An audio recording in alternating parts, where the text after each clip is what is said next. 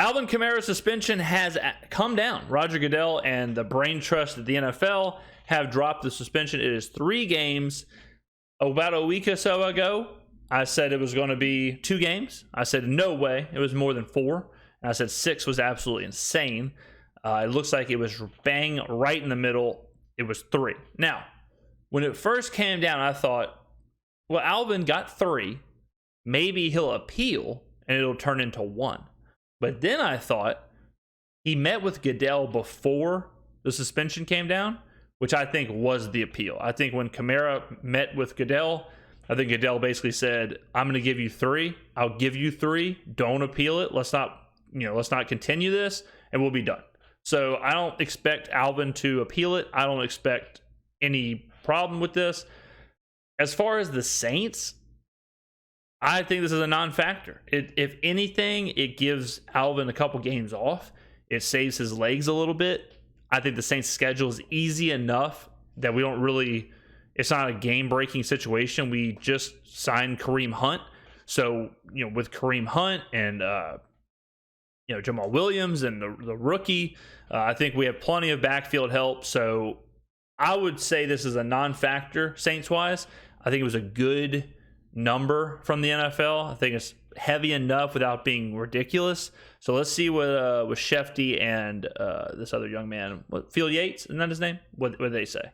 Well, Phil, there were a slew of suspensions today, but none bigger than the one involving the Saints running back Alvin Kamara, who was suspended a short time ago by the National Football League for 3 games for his role in a fight at the Pro Bowl, the eve of the Pro Bowl in 2022 in Las Vegas. Now, he had a chance at that point in time.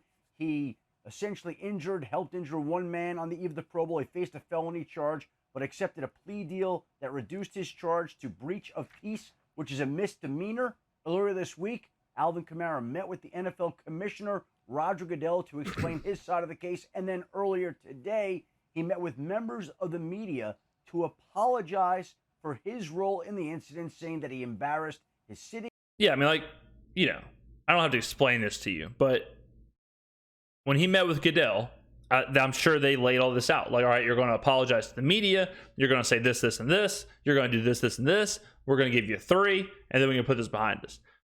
As I always say with the NFL, as I feel like they are so reactive and they are so in the moment, they have no foresight in how these kind of things can affect the future. Kamara pled it to whatever it was called, breaching the peace, a misdemeanor, and that got 3 games. So what happens now, because it will happen, what happens next when a player gets a felony charge of assault? Is that 6 games? Is that 9 games? It can't be 3 games. It can't be 4 games. You can't say, well, a misdemeanor breach of peace is 3 game suspension, but felony assault is 4 games. You can't do that. Right? So the NFL, that's why I don't think, but I know the NFL is saying we have to make an example. We have to come down hard on this. We have to do whatever. But then there's no plan for the future. They do that all the time. We see that with the gambling, where they'll suspend someone a year for gambling, and then they'll suspend someone 4 games for domestic violence. And the NFL is, in a way, saying we care more about gambling than we do about domestic violence. Is that what they want to say? No, it is not. But they're so reactive and they're so heavy-handed with some of the things, like gambling, like they were with marijuana. Weed has given people year-long suspensions, multi-year suspensions. And it's legal in some of the states that the teams play in. Yet, domestic violence has gotten players 2 games, 3 games, 4 games. It makes no sense. I bring this up all the time. Greg Hardy, scumbag, felony domestic violence, charged, got, I believe it ended up being 3 games, might have been less, got the same punishment that Alvin Kamara got for misdemeanor breach of peace. Does that make any sense? So then you stack those up. Let's actually do an exercise here. All right, so we've got 3 suspensions here. We've got Calvin Ridley, Greg Hardy, and Ray Rice. And then we'll also throw Kamara, so 4. All right, Ray Rice. suspended 2 games. Okay, this is in 2014. Ray Rice suspended 2 games under the personal conduct policy. All right, so this was striking his then fiance, now wife, unconscious. We later see the video, and he later gets it suspended indefinitely. Okay, but still, this was Roger Goodell dropping a punishment. Okay, Ray Rice striking his then fiance. Couple was arrested on simple assault charges, and Rice was able to avoid prosecution because it was his wife, obviously. And boom, 2 games. So already, Ray Rice got 2 games for knocking his wife unconscious. Kamara gets 3 games for breach of peace. Greg Hardy, 4 games, all right, for his role in 2014 domestic violence incident.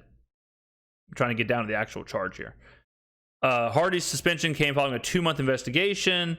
Hardy was convicted of the charges, domestic violence, in a bench trial, but the case then was dropped. I wonder why. Oh, because his girlfriend didn't cooperate.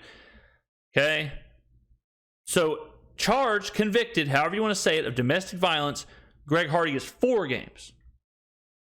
So now we have 2. We've got Greg Hardy convicted of domestic violence, gets 1 more game than Alvin Kamara for misdemeanor breaching the peace. And Kamara gets 1 more game than Ray Rice for domestic violence. Then we go to Calvin Ridley. Calvin Ridley bet on NFL games that he was not playing in. I think it was like a couple $1,000s. It was like a couple $1,000s. He bet on games he was not playing in. He got suspended the entire season. This makes me want to vomit. This is just so ridiculous. When you put it like that and you think about it, and you say, when you look at the 4 situations, domestic violence, breach of peace, sports betting, one of those things is legal. And he gets 16 games or 17 games, whatever the season length was at the time. Let's say 17 games. He gets 17 games. Then you drop it all the way down to 4 games for a convicted domestic violence charge. Then you drop it to 3 games for a misdemeanor breach of peace. Then you drop it again to 2 games for knocking out your fiance. Domestic violence. It is ridiculous that they do this. And I don't understand how they don't just put in a policy of like, okay, if you get charged with blank, you get a range of 2 to 4 games. If you get blank, you get suspended from 4 to 6 games. Then blank, then blank, then blank. It shouldn't be case by case basis. Because what it does is it makes the NFL look foolish. Like right now. The Ray Rice thing, they give him 2 games. The video comes out. He gets indefinite. Like I said back then, and I'll say it now, there should be no difference. Just because you saw what happened should make no difference at all to what you know happened. You know Ray Rice knocked his fiance unconscious. He gets 2 games. Seeing him knock his fiance unconscious shouldn't all of a sudden get it up to indefinite. It should have been indefinite at the start. Greg Hardy, same deal. Convicted. You know what happened. You did the investigation. 4 games. I guarantee you this, ladies and gentlemen, if there was video of Greg Hardy doing it, it'd be indefinite. Why do you need the video to drop down an indefinite suspension for something as disgusting as domestic violence? Calvin Ridley. They're dropping the bomb on him because it's sports gambling. It's the the integrity of the league. So they care about that way more, 3x more, than domestic violence. Kamara, no rhyme or reason to any of it. It's ridiculous. The NFL is, I've said this, the NFL is unbelievable at putting a product on the field, business, whatever, the production, all that stuff. but they are the world's worst. They are right up there with the Casey Anthony jurors, with the worst possible justice deliverers in the world.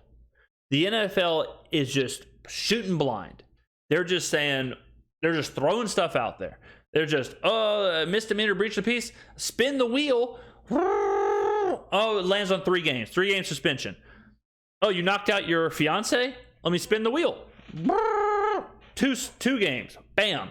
Oh, you got caught with a weed pen? Let me spin the wheel. Ooh, 16 games. Tough. Bankrupt. They might as well just make a game show out of it. Have Roger Goodell spin the giant wheel like in Price is Right, and that's how they should determine suspensions. Because this is ridiculous.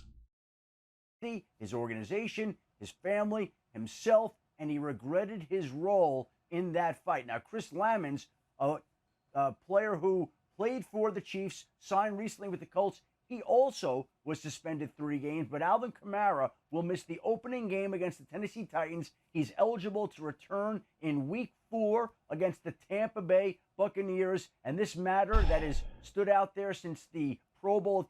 I don't care anymore about this video. Put it like this, guys. I'll leave you with this.